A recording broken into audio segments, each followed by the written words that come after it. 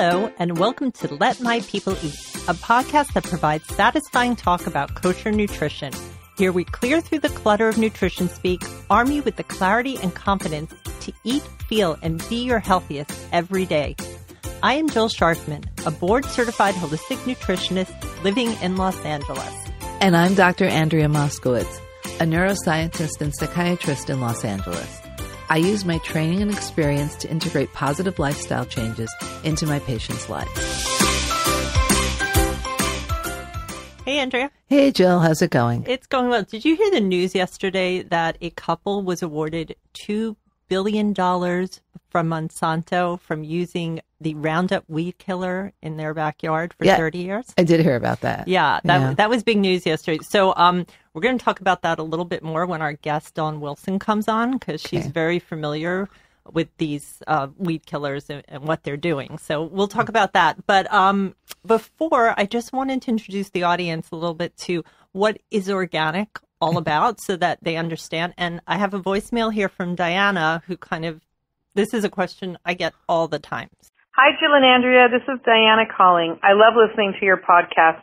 It's really helping make some healthy lifestyle changes for me and my family. My question is whether or not buying organic food is really worth it.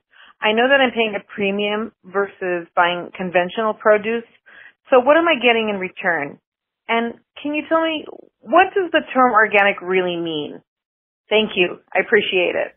Okay, so she had a couple of questions. Right. She's paying more money for organic. Right. Is it worth it? And what really is organic? We always refer to things as organic. So it's a couple of things. So organic food is basically, I'm going to go through, organic food is a product of a farming system or a factory which avoids the use of man-made fertilizers, pesticides, growth regulators, livestock feed additives like antibiotics, things like that, irradiation, and the use of genetically modified organisms or products produced from or obtained from or by genetically modified organisms, otherwise known as GMOs. Right. Okay. So every Sunday I go to the local farmers market. Yes, I've seen you there. Yes, you have. And one of the places I love to go to is this fruit stand there, and it's all organic. So I was talking with, it's called Nichols Farm, and I was talking with Penny Nichols, and I had asked her about okay, so we know kind of what the definition of organic means, but what does that mean practically? Like, how do I know that what I'm getting is organic? Because there's a lot of labels out there. Right. You know, they say natural, healthy. Okay, that is not organic. Mm-hmm. Okay, so the U.S. to actually get certification, okay, it's recognized by the U.S. Department of Agriculture, and there's a specific logo for that. But actually, to qualify as organic, the farmer business adopts organic practices, and they select a certifying agent, which is what you mainly see more of the labels from. Certified organic. Certified organic. And one of the largest ones is CCOF, and they have their own distinctive label and things like that. And there's a number of other ones that are certified.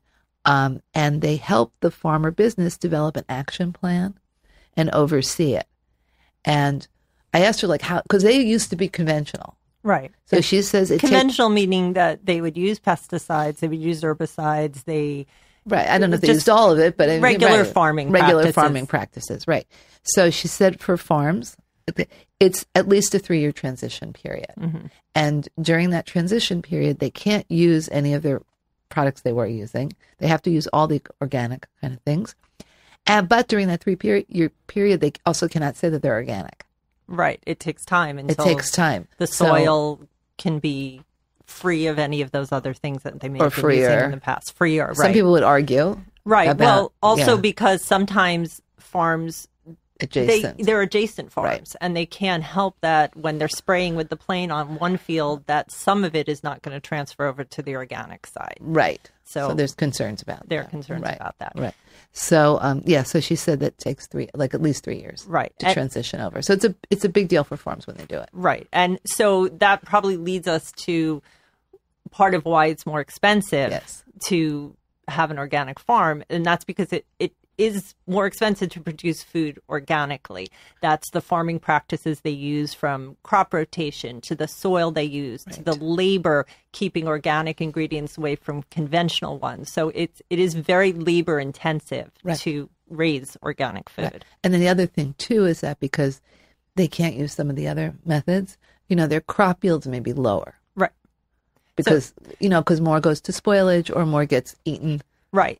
So some of the methods they'll use things like other bugs to keep pesticides away. Right. They might use something like soap that would keep them away. Right. Or garlic or natural fertilizers. They'll use those types of things instead of the chemicals that are typically used to preserve that. Right. And they also may select certain varieties that might be a little hardier, a little bit more resistant. And also some more of the heirlooms. That's why, because organic food does tend to taste, or fruits and vegetables tends to taste better, and has more flavor than a lot of the regular produce that's out there. And I think they also, I know that Nichols Farm, they have on a lot of their whatever they have, so like pluots. I've never seen so many varieties of pluots in my life. So a pluot is a plum and an apricot together. Right. Or their varieties of peaches, or they have many varieties, so they have much more genetic diversity going on in their orchards than some of the more standard ones, which is probably also more expensive, but it also eventually you'll get fruits that are more disease resistant, et cetera. Right. And you also, there are studies in the Journal of Applied Nutrition and Agricultural and Food Chemistry that say that the organically grown produce such as corn, strawberries, berries have significantly higher levels of antioxidants than conventionally grown foods. Right. And they also have, some of them have higher levels. Here, I'll read you a quote. On average, our research found higher vitamin C, higher mineral levels, and higher phytonutrients plant compounds, which can be effective against cancer. There's also less water in organic vegetables, so pound for pound, you get more carrot for your carrot. Right. So a lot of people think they have to buy organic because they want to stay away from all the chemicals, but there's actually another benefit is that you're getting more bang for your buck because they're higher in nutrients. Right. And I think it's also important that we, it's not just produce. When people say to me, organic's expensive, organic milk, eggs, they could be 60% more than conventional alternatives. Carrots, apples, those things, spinach tend to be a little less pricey. Right. But especially in season, which is key also. That's right. Seasonal, local, but so even though you might be paying more, you're actually getting more health benefits from consuming the organic produce. The other thing I want to say, when people say to me, "Well, okay, 60% more, do I need to be paying that?" Usually, where I will guide them is when they're buying animal protein. Start there. Right. You want your meats, your chickens, because whatever they're eating is what you're going to end up eating. Right. So the animals that are raised organically are going to be better, more beneficial for you. Right. So start there. Right. Then move to the produce. Right. And I think the other thing to mention while we're talking about like dairy products and animals is that the organic ones, they don't routinely use antibiotics with them. And, that routine use of antibiotics that's happened in those industries has been linked to, it's called antibiotic resistance in the general population, the increase of that. There's other reasons for it too. Right.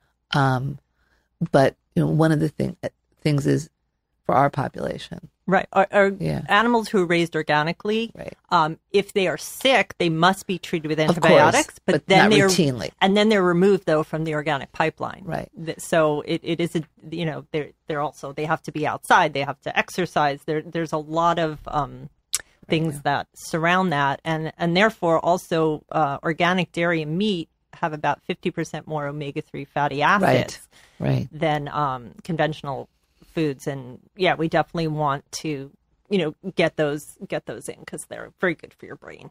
Right.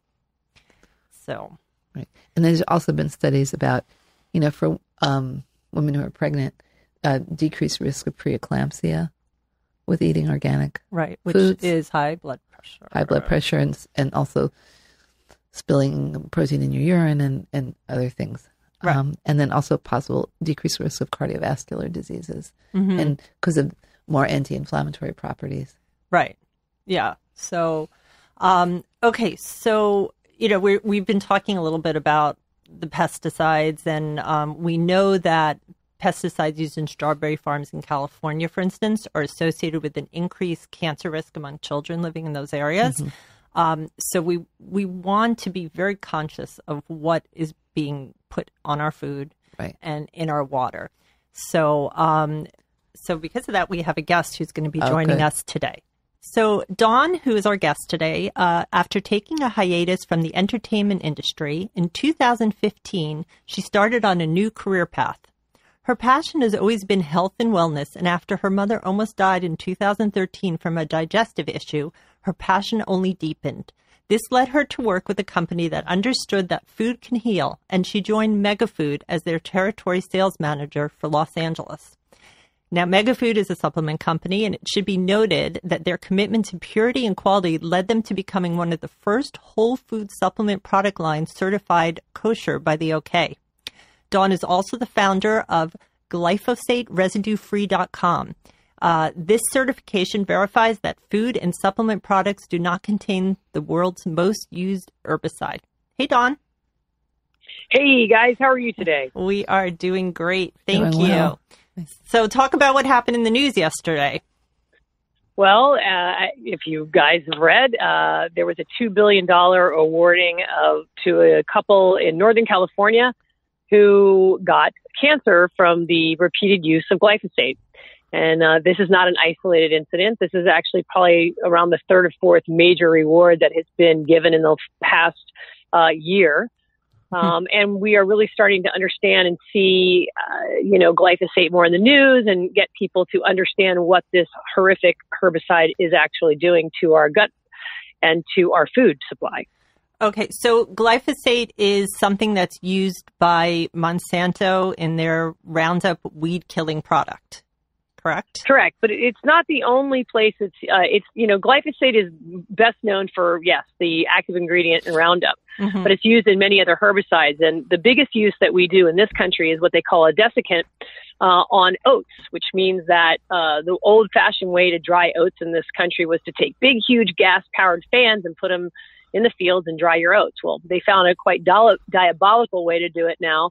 And what they do is they douse the plant standing up with glyphosate.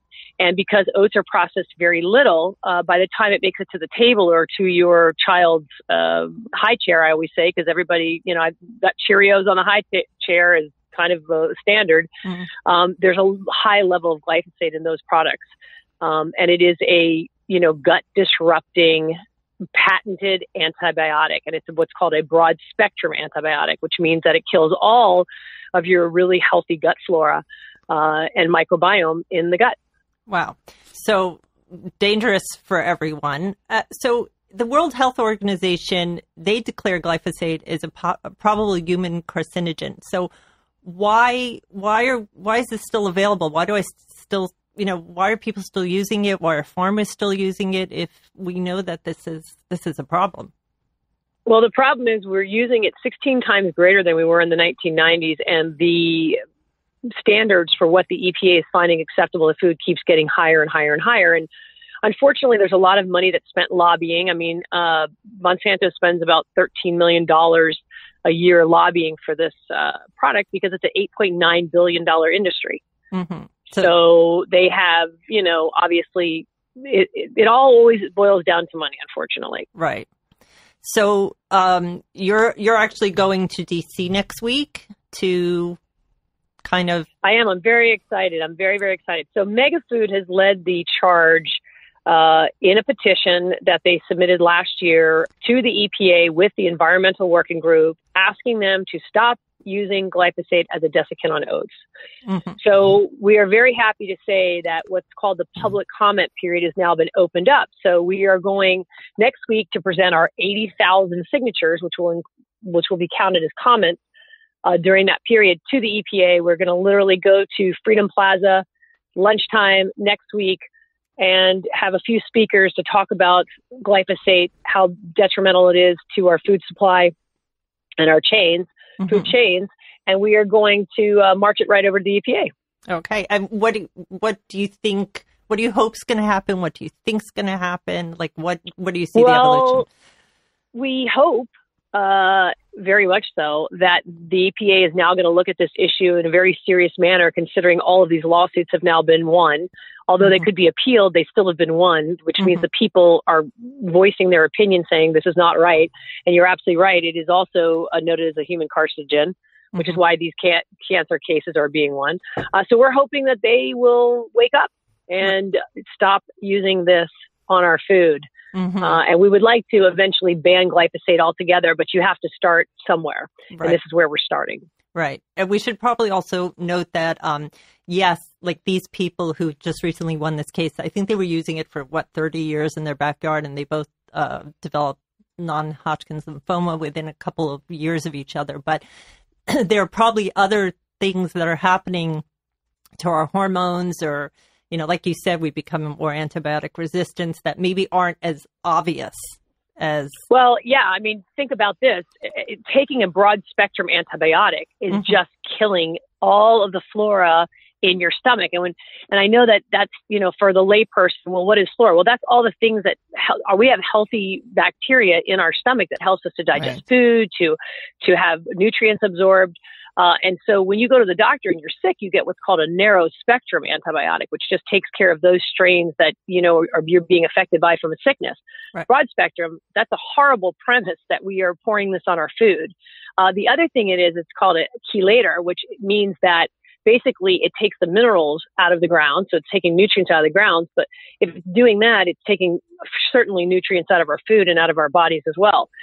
It also, just to be noted, used to be used in old buildings in copper pipes to take the calcium deposits out of copper pipes. So if that's what's happening, why are we using this on our food?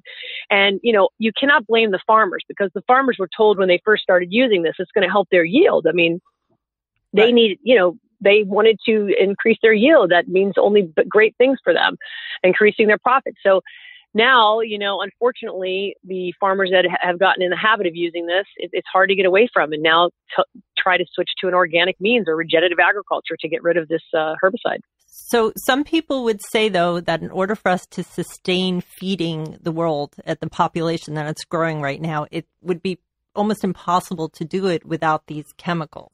Is that true? Is that a valid argument? That is not a valid argument. I mean, look at regenerative agriculture. That's another thing we're heavily involved in right now. Regenerative agriculture, which is we don't want to be just sustainable. We want to regenerate. And yes, the argument is, well, you have to use this. We have this. No, this is, if we started getting back to the practices that even the Native Americans went back to, which is, you know, for instance, if you're growing corn, you can grow soy and squash. It's a very natural way that you work with the environment. There's a great little movie that just came out to theaters called Big Little Farm. Yes. You should look it up and have your people look it up, because it's really a miraculous way. And it just talks about how we can be good stewards of the land and we can feed the masses. We don't need chemicals to do it. And we certainly don't need these very diabolical chemicals to do it. Right.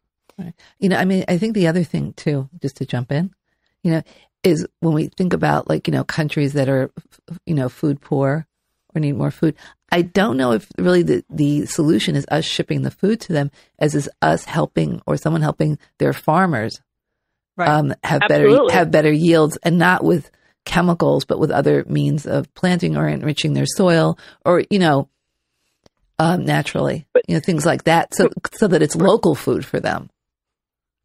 Well, and the funny thing is, why are we even calling it organic? I mean, that's my point. Why are we calling this organic? This is the way food should be grown. Right. It's a shame that we have to now call out the natural way in which food needs to be grown in the world. And you can teach practices to other countries, but let's face it, there's countries that are outlawing glyphosate left and right. They just banned it in France. They banned it in Canada, even though Canada is using it. I've been trying to watch that and what's going on in Canada with it. Because Canada unfortunately uses it in a lot of their oats as well. But yes, teaching practices to other, you know, third world countries would be great. However, a lot of those third world countries, believe it or not, don't use tons and tons of chemicals on their food. Right. No, because they are growing products that are, what's the word, to their native indigenous. Right, indigenous to their areas. Yeah. So those products are able to fend off invaders, pests. They're able to fend a little bit better for themselves because they've been growing for thousands of years in those areas. So, yeah, that's you're right. This is how things should be done, and we got away from it. And probably within the last 100 years, things have changed. Oh, yeah, 100%. I mean, even since the 1970s. I mean, when we were kids, it was a very different situation with chemicals. They used them in very small amounts.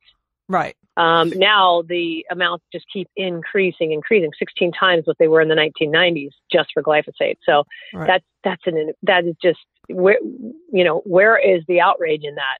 Yeah. And we wonder why people have all these gut issues, why kids have all these digestive issues. We also know that glyphosate, you can look into this research, but it's been linked to autism. And that kids that are on the autism spectrum, if they're given organic, non-GMO food, it changes their complete, their reading on the spectrum. Right. So what does that tell you? I mean, this is not brain surgery here. Right. I believe that the increase in fertility is, probably can be correlated. Infertility, sorry. Yes, absolutely. Exactly. Right. Well, I mean, I'll tell you a story. A very good friend of mine who is a world-renowned director was directing Masterclass, and she was directing a 4-star Michelin chef on that Masterclass, and he was making a pasta dish, and she was dreading when he was going to finish that pasta dish because she knew she was going to have to eat pasta, and she's always constantly blown up from American pasta. She ate it like crazy when she was pregnant. Her son is on the autism spectrum. I'm going to throw that in. 11 years old on that autism spectrum, but she couldn't say no to this chef. She had to eat what he was making. Right. So after the show wraps and he's giving the pasta out to the crew, instead of saying to him, I can't eat that, I've got celiac or whatever we want to call it these days, she eats it. Nothing happens. She doesn't blow up. She doesn't get acute reactions. So she says to him, hey, can I ask you how you made that pasta? He said, oh, sure. He said, you didn't blow up because I use double zero flour from Italy, and they don't use something called glyphosate. Oh. So she went home, did research, and boom, up pops autism and glyphosate. And of course, she feels horrible because she feels like this is something she should have known, that if she was having this kind of reaction, why was she and she was eating pasta like at alarming rates when she was pregnant. It was like her favorite food. Mom guilt. And she's, exactly. And she's completely convinced that it was because of how much pasta she ingested during her pregnancy. Right. Oh. And a lot of people will tell you, I have celiac, but the minute they go to Italy, they don't have any problems. Right. They have no problems eating pasta. Right. They have no problems eating bread. Right. Nothing happens when they're overseas. As soon as they get back here, an issue. Yeah. Oh. Okay. So we have to, you have to continue the good fight, and thank you for going to Washington next week and talking on our behalf. And we're going to try and do our best to, advocate, people should try and have products that are organic. So at least they reduce their exposure to any of these damaging chemicals that are being used currently on our farms. And I also want to let people know that the EWG, which we've referred to before, the Environmental Working Group, they have a list on their website. I will put a link to that at the end of the podcast. What they're calling their Dirty Dozen, which is the produce that has been possibly most exposed to pesticides. We don't really like calling fruits and vegetables dirty because we should be eating them anyway, maybe just peel them, wash them, do those kind of things. But they have their full list of the Dirty Dozen on 2019. And then also they have their Clean 15. So those are the ones that theoretically the risk is less great. There are trace amounts of pesticides on the products there. So I will definitely put that link up so people can see if they want to try and save money when they're buying organic, what they should be focusing on and what products they can buy conventionally. So I would also encourage people, not only organic, non-GMO, organic. There is a certification called Certified Glyphosate Residue Free. It's a certification done by the Detox Project. Right. And you can go on their website and look up who they are. They're doing phenomenal things for herbicides and pesticides across the world, and specifically in the U.S. And this is a newer certification that Megafood's the only certified glyphosate residue-free supplement company on the market currently. Right. But he has about 30-something, all different types of brands, from Oatly to Food Stirs to Bluebird Botanicals for CBD. He's got a bunch of different brands, but he's got a backlog now of over 100 brands that are clamoring to get this certification because people are realizing it's going to start becoming what the non-GMO certification is. Right. And that's how important it is to get out of our food. Yeah. And Andrea and I will be talking about GMO, on a different episode. So here's our advice for you when you're trying to make the decision, because in the beginning, Dawn, before you came on, there was a call from Diana. She was asking, organic's more expensive. She didn't really understand what it was. So the first thing we would say is prioritize your purchase. So anybody, young children, pregnant women, those with weakened immune system, organic food is very important. As I said, try and focus on buying organic animal products, eggs and milk as often as possible, so that you're not ingesting the hormones or unnecessary antibiotics that the animals are eating. Also, anything you eat in large quantities, try and buy that organic. And especially if you're going to eat the skin on fruits and vegetables. Look at the Dirty Dozen, look at the Clean 15 to help guide you.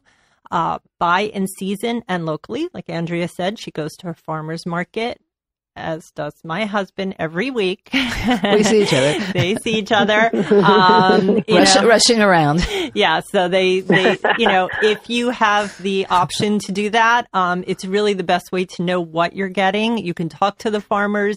You'll start to learn what's in season and what's not in season. And we haven't had tomatoes in months now. Not for a while. No tomatoes. Not further in the summer. Look out for any sales or coupons. Whole Foods just came out recently.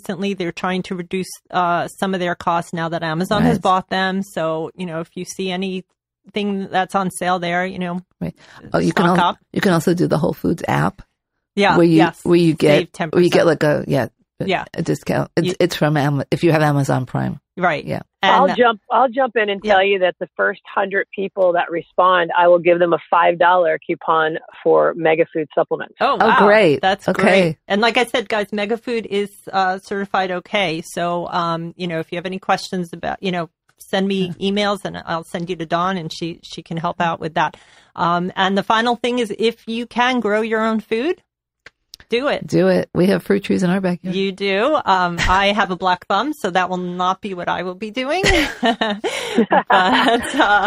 yeah. So anyway, Dawn, thank you. Thank you, Dawn. Dawn, go check out the glyphosateresidue-free.com website. That will also take you to the Detox Project. So you can look up what Dawn's doing, and we're going to wish her the best of luck next week. Best wishes. Thank you. Yes, thank you so much. You can follow me on Instagram at Jill Scharfman. And thanks, everybody. Okay, thank you, Dawn. All right. Thank you guys so much. I appreciate the support. Thank you. Bye. Bye. And that is it for this episode of Let My People Eat. Please visit our website at letmypeopleeat.com and leave us a comment. Get in touch at our email at podcast@letmypeopleeat.com. Or call us at 317-659-0004. Post on Instagram, Twitter, or Facebook with the hashtag #LetMyPeopleEatPodcast. If you like this show, please make sure to leave us a 5-star rating and review on iTunes. Tell your friends and family, and subscribe to us on Apple Podcasts. And please remember that although we are certified professionals, this is not a medical advice podcast. No content, posts, or comments should be interpreted as professional guidance. Always speak to your own health practitioner about making the right life changes for you. Until next time, I am Jill Scharfman. And I'm Andrea Moskowitz. Thanks for joining us. And go in good health.